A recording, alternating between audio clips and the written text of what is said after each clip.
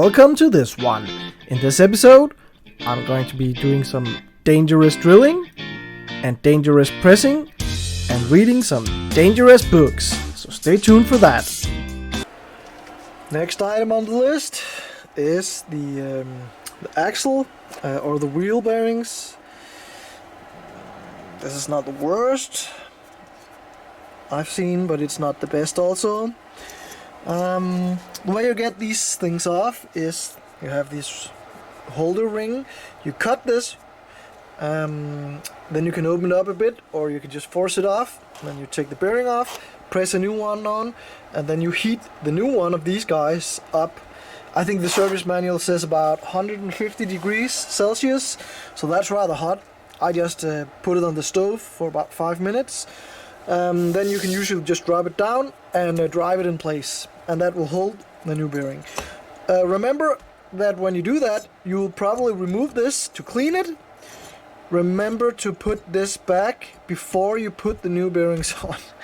I've learned that the hard way because I did it more than one time. Yeah, so this will also get a little tidy up so it looks good when going back with all the new parts. But apart from that, it is in really good shape, and these are not that worn. So the noise from the rear end I suspect was coming from the diff, which we also did. So let's get this cut off, cleaned up a bit, maybe applied a little flat black, and then put it back together with new bearings. Yay! And now the shafts has been painted, and I'm gonna be removing the paint residue from the seating surfaces and also these spacers. I will be cleaning them up just enough so that we don't have paint interfering with the clearances. Then they will be pushed on, and the bearing, and then the lock ring. Remember to have these guys on first, otherwise you're gonna hate yourself afterwards because you can't fit it. So that is my tip to you. And as much as I guess you want to see me smack this thing on here, I'm going to be a little more civilized. I know that I cut and beat it when we need to get it off. That doesn't matter. That's going in the bin. But this new one is going to be pressed on. I thought I had an old plate with a hole in to press it on, but I'm not going to do, this, press the axle on. This is going to be too janky. This is going to fly away. Horrible things are going to happen. So I'm going to do some redneck engineering, and I have this is a VQ35 engine mount from my old twin turbo 350C, which I will be drilling a 35mm hole that will fit through the shaft, so the shaft can sit or rest on this, and then we can press the bearing on without stuff flying apart. The problem being here that my pilot hole, this hole, is a little bit, was used for a lot of things. That's why there's a hole in the middle of the engine mount plate. But the pilot hole is a little bit bigger than the drill. Then the trick is that you put a piece of wood, something dry and old like this, and you just clamp the things down, all sandwiched. The pilot hole will be in the wood, and this will do the cutting. Be careful at the start because it can start to wander off. But if you just do this slowly, it doesn't matter what size the pilot hole is, as long as you got something underneath that will control it. So making a hole in this and making a press tool and then pressing on the bearings.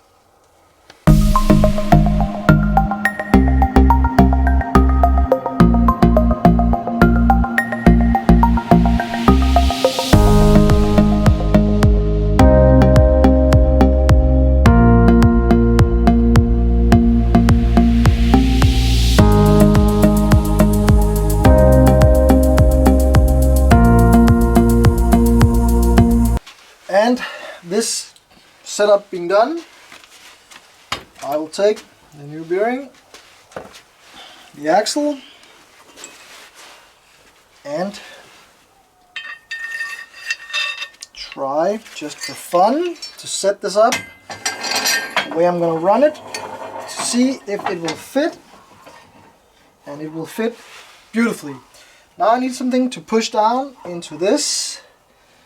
I think I don't know. Yeah, that should do it. And also knowing that the setup will work.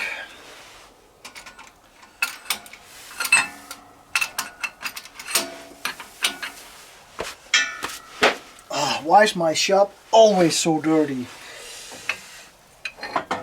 Next thing is, don't catch on this, is to get this thing ready to receive it. It is clean and all done. This thing I am going to heat up.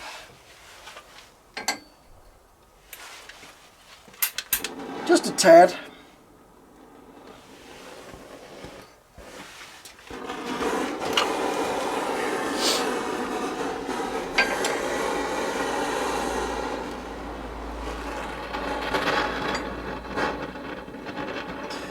To be able to receive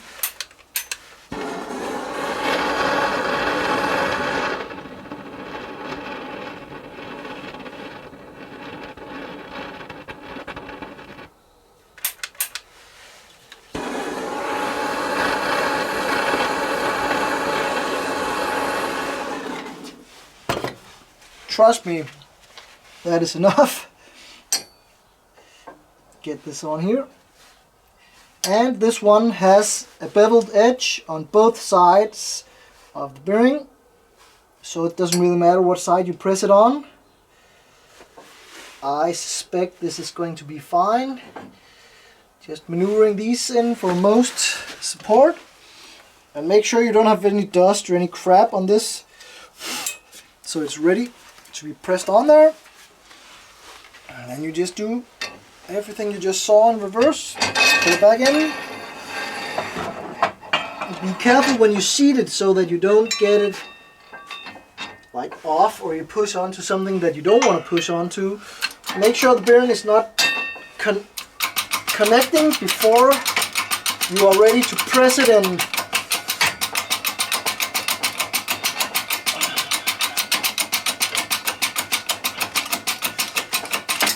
Oh, the joys of all this crap. Now align everything up from where you want to set it, because once you start pushing, it is just on there. And try to do it as smoothly and as you can actually see it going in. So that is great. And it's not catching or anything, it's just going on there, smooth.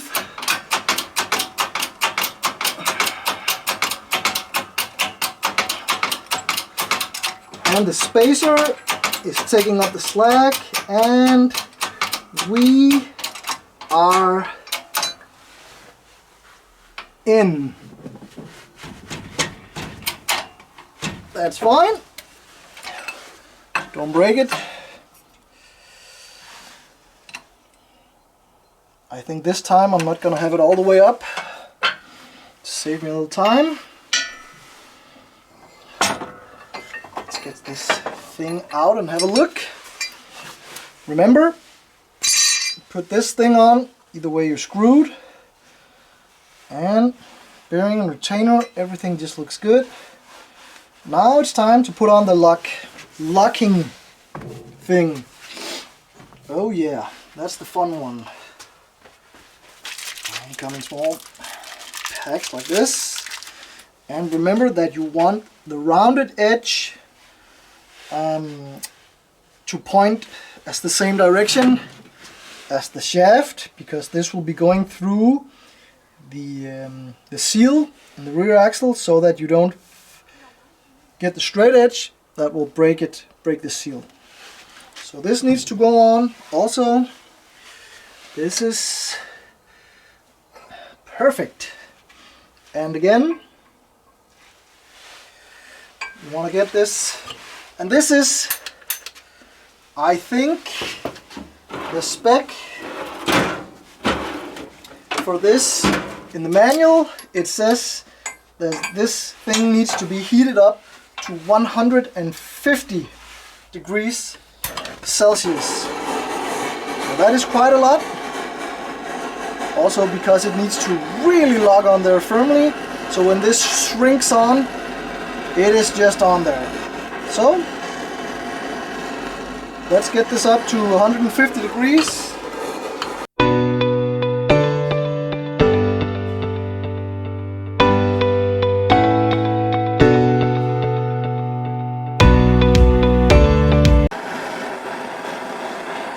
You see a little color change, which indicates that this is now, and it needs to be 150,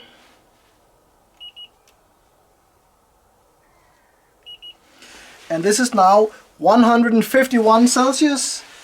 That is pretty good. And the beveled side needs to point. This is hot. The beveled side needs to point the same way as the axle, so that is going this way. Then we just maneuver this into place. Oh yeah, sorry. We do need this further up this way this time. Rise. Yeah, something like that. And this is now hot.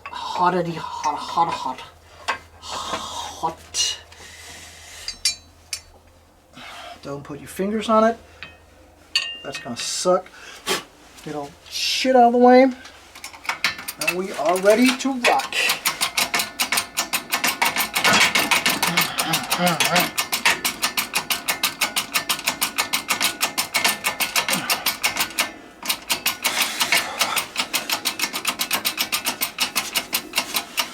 And again, help to control it by placing it where you want it to be, because when you start pushing it on, it is on there.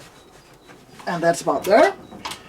Now we need it to seat, and it is going through.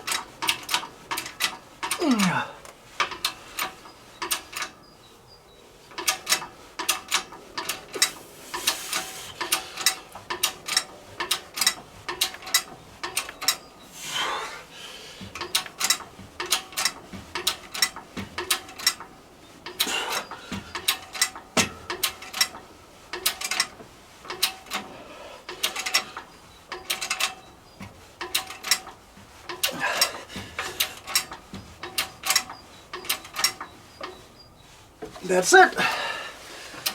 It's on there. What are we on? 10 tons of force. This entire thing just gives way because it is made in China. 20 ton and 10 tons, and I'm just breaking everything. That rating is not safe. Either way, this is now on there, and it is going nowhere. And you can just feel the heat from this holder ring just going into the axle and into the bearing, so this just spins a lot easier. That's quite fast. So that is one side done. Now we need to do the other and get it on the car. Okay, one observation I made when I pulled the axles out. This is my trusty Haynes that I used on my A86 when doing some of that stuff. That helped me actually a lot because I never had an A86 before.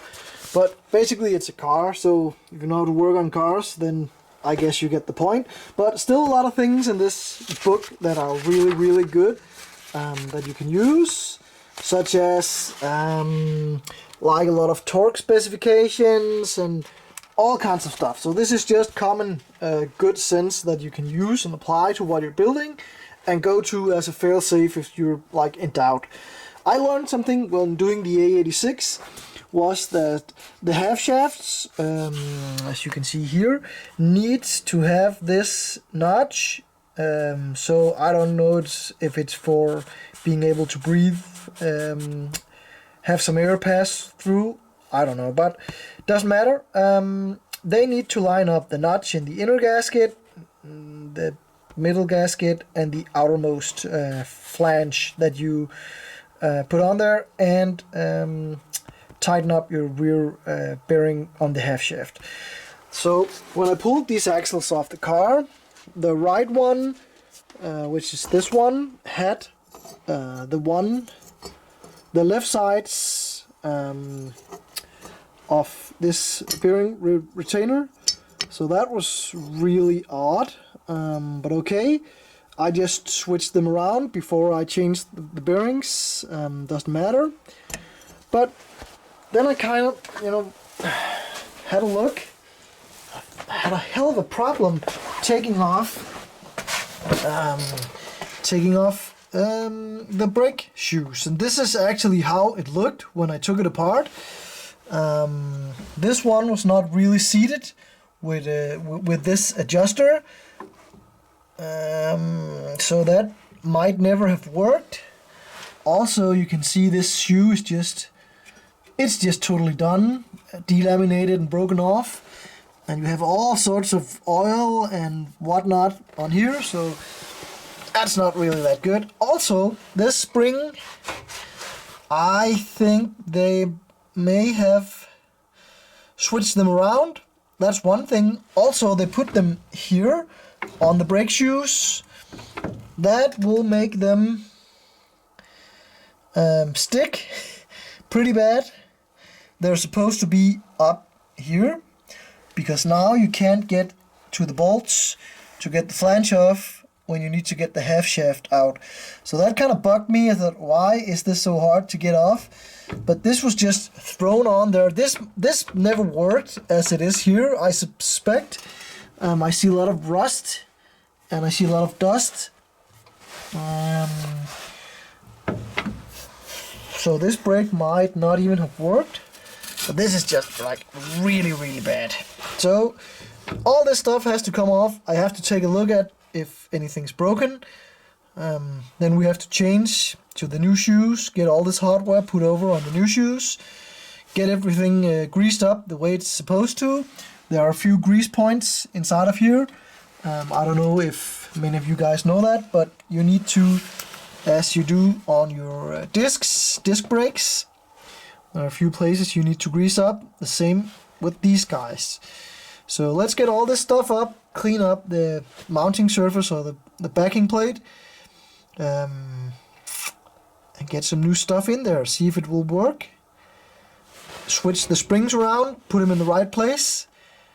Just general cleaning up, and yeah, great work. And having blown this apart, as you saw, a few things were a bit concerning.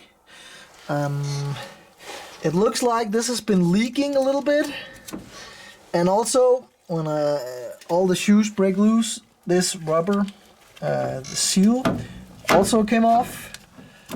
Of course it doesn't want to come off now.